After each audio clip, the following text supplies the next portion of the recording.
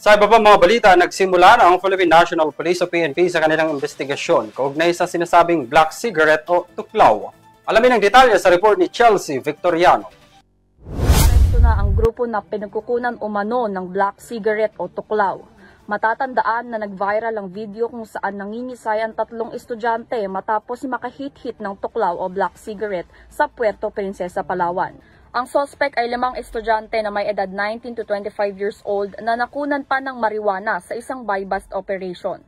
Ayon sa pagsusuri ng Philippine Drug Enforcement Agency o PDEA sa kanilang laboratory service, natuklasan na may mataas na nicotine content at synthetic cannabinoid ang tuklaw na mas malakas at mas delikado kaysa sa marijuana.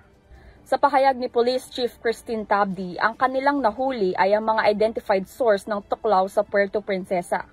Sinasabi na galing Vietnam ang mismong tuklaw, ngunit ayon kay PNP Chief General Nicolas Torre III, marami pa silang tinitignan na tao na iimbestigahan at siguraduhin na hindi na ito kumalat pa. Ano naman natin, hindi lang dyan sa tuklaw kundi sa iba pang mga droga, lahat ng pinagbabawal na. Ayon sa PDEA, hindi biro ang epekto ng tuklaw kung saan dumaranas ng pangingisay, pag-iiyak at pagwawala ang sinumang humihit-hit nito. Samantala, hinihintay na lamang nila ang isa pang laboratory result para sa isusumiting report sa Dangerous Drugs Board na sila namang maglalabas ng regulasyon hinggil dito.